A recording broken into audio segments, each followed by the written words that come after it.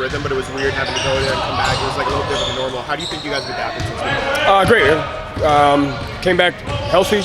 Got some good days of practice and get a chance to compete tomorrow, so it's been fun. With Xavier, he came in last year when you guys were already sort of in the flow of things. How have you seen him grow in terms of just like his bonding with this group since he joined the team? Yeah, I mean, I think just he has a high IQ guy. He's just a good person overall, so I think it's been a seamless transition. And now it's about growing his versatility on both ends of the floor. So I thought he did a great job last year, quickly picking up our defensive schemes. And then now, just working to make him more versatile on the offensive end, and him and the staff are doing a great job of doing that.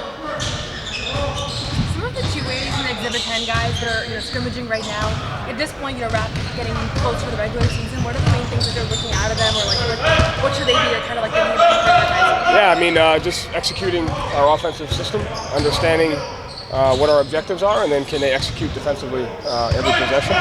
And they just know how to read the game on both ends of the floor, and can they compete at a high level.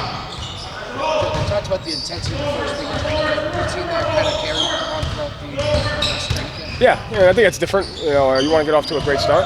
Also, continuing to maintain a level of intensity, but also, just getting better and execution. So I think it's been a good balance. What have you seen from Jaden in terms of his growth from when he first got here through the start of training camp? Just understanding his offensive role. His spacing is different every time. Sometimes he's in there as the lone ball handler. Sometimes he's in there with two other ball handlers. So it's really just getting an understanding of what the spacing is like when he's there, and then how he could be a tool for us on the offensive end. And then his on-ball defense has been great. He talked at Summer League about how the coaching staff has really helped make the right reads easy for him to see in real time. Do you feel like he's grown in that responsibility? Yeah, no question. And it's reading with the ball and without the ball. So it's both, and it's relatively complex, but I think he does a good job of working to do that. He's gotten better at it. Joe, yesterday Jason talked about how he appreciates how you work with them rather than talk down to them. How much have you emphasized that since becoming the head coach of this team? And is that something that you sort of adapted and grew into, or is that something you always wanted to establish? I think that's something we wanted to establish. When you have the type of guys and the character that we have, and starting with your best players, when you have that, it's a partnership, and we're trying to accomplish things together.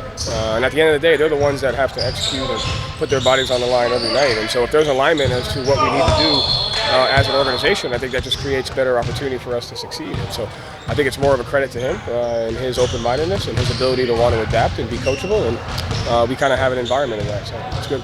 And then some of these guys who maybe joined the team later or are fighting for a spot in the NBA, how have you seen them both, adapt to Celtics basketball, what you want them to do, while also understanding that they are fighting for something that might not happen here? Well, I mean, I think it's one and the same. If you're fighting for an opportunity, you have to take advantage of what that opportunity is. And it's very simple what the opportunity offers. And it's the ability to play at a high level defensively, it's the ability to communicate, and it's the ability to execute on the offensive end. And so I think just helping them simplify what an NBA role looks like.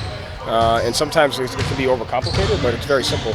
And it's just a matter of, can you do it over and over again. So you talked about drawing from other sports. Have you managed to catch any WNBA playoffs basketball? Is anything you've drawn out of women's basketball at all? We watched was that yesterday's game where they fouled 4-point play? Yeah. Yeah, we watched that situation this morning as a staff. Oh, yeah, what did you take from that? Don't foul when you're 4-point play. Fair enough. Thank you, Joe.